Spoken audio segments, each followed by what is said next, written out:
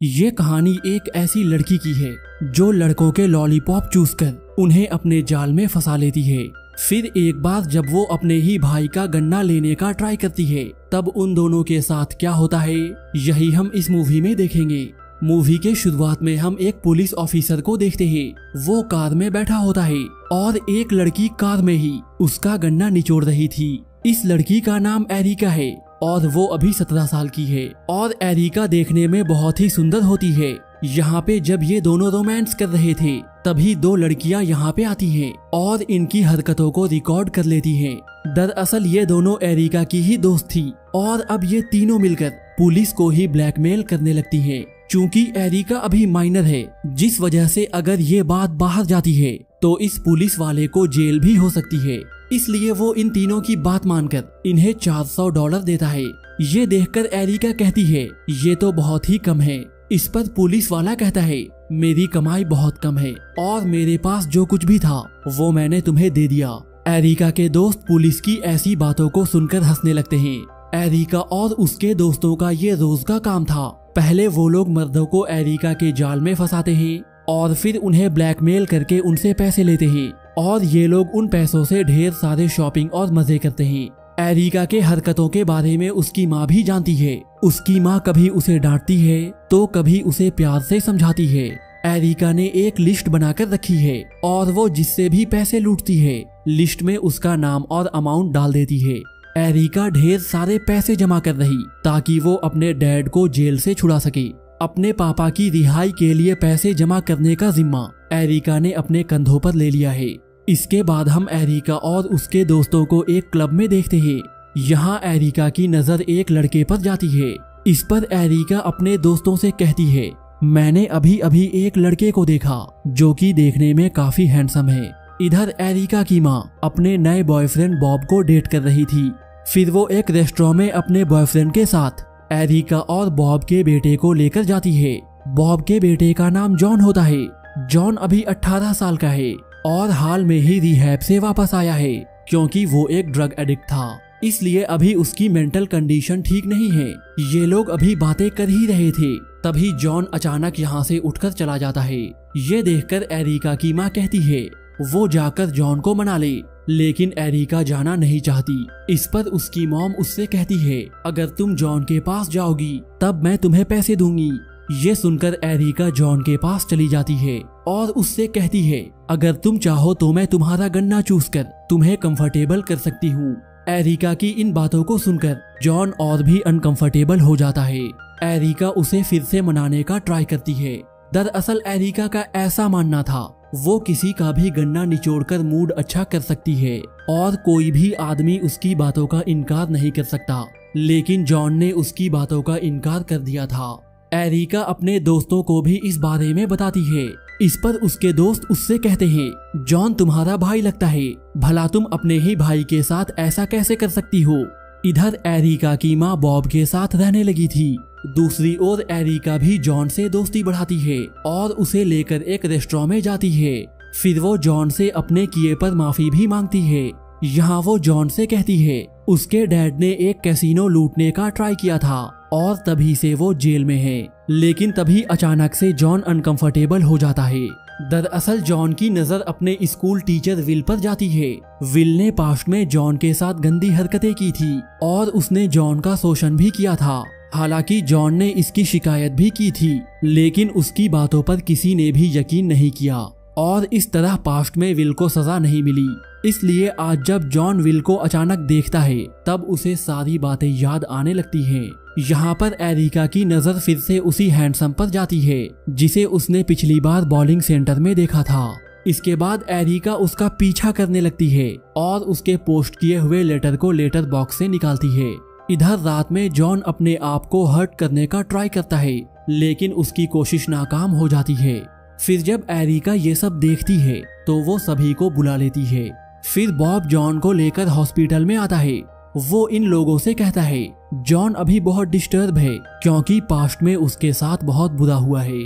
फिर रात में एरिका जॉन के बेडरूम में जाती है और जॉन को डिप्रेशन से बाहर निकालने के लिए वो उसके टीचर विल से बदला लेने के लिए तैयार हो जाती है, जिस वजह से इन दोनों की दोस्ती और भी गहरी हो जाती है। लेकिन इस कहानी में ट्विस्ट तब आता है जब एरिका ये देखती है विल वही लड़का है जिसे वो इतने दिनों से हैंडसम समझकर हर जगह देख रही थी, यानी वो हैंडसम सा दिखने वाला इंसान जो एरिका से बॉलिंग सेंटर में मिला था वो कोई और नहीं बल्कि विल था। फिर जब एरिका अपने दोस्तों को ये सारी बातें बताती है तब वो लोग सोचते हैं इस तरह हैंडसम सा दिखने वाला इंसान भला बच्चों को मॉलेस्ट कैसे कर सकता है। लेकिन एरिका ने तो विल से बदला लेने की ठान ली थी, इसलिए वो मॉल में उसे स्टॉक करती है और उससे दोस्ती बढ़ाती है। फिर रात में जब वो जॉन से मिलती है तब वो उससे कहती है वो विल से बदला जरूर लेगी। इसके बाद ये लोग साथ में डांस करते हैं और एक दूसरे को हक करते हैं। फिर अगली ही सुबह एरिका बॉलिंग सेंटर में विल से मिलती है और उससे बॉलिंग सिखाने के लिए रिक्वेस्ट करती है और विल भी उसकी बात को मान जाता है। फिर जब ये दोनों बाहर आते हैं तब बहुत तेज बारिश हो रही थी। इधर जॉन और एरिका के दोस्त इन दोनों के ऊपर नजर रखे होते हैं। दरअसल इनका प्लानिंग ये था जैसे ही एरिका विल का गन्ना निचोड़ेगी ये लोग उसकी वीडियो बना लेंगे और इसके बाद ये लोग विल को ब्लैकमेल करेंगे और इस वीडियो के जरिए ये लोग उसे जेल भी भेज सकते हैं। इसके बाद एरिका विल को एक कार में ले जाती है और यहाँ दोनों रोमांस करने लगते हैं। फिर जब एरिका विल का गन्ना लेने ही वाली थी तभी विल उसे रोक देता है। फिर अगली सुबह हम एरिका को देखते हैं। उसे अब भी समझ में नहीं आ रहा था आखिर कल रात उसे क्या हुआ था, क्योंकि सब कुछ तो प्लान के मुताबिक था। वो वहाँ पर विल को ट्रैप कर सकती थी लेकिन उसने अपना आपा खो दिया।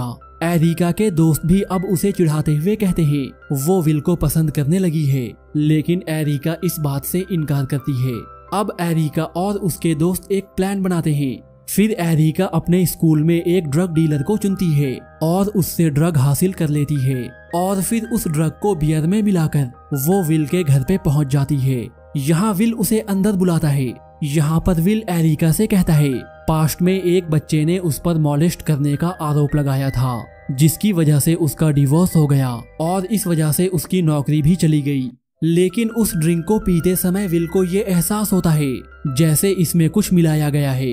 वो एरिका पर हावी होने ही वाला था, लेकिन तभी जॉन यहाँ आ जाता है और इसके बाद एरिका के दोस्त भी यहाँ पे पहुँच जाते हैं और इन लड़कियों के साथ एक वीडियो बनाते हैं। लेकिन यहाँ तो विल बेहोश होता है। यहाँ पे जॉन ये नोटिस करता है विल की सांसें बहुत धीमी हैं।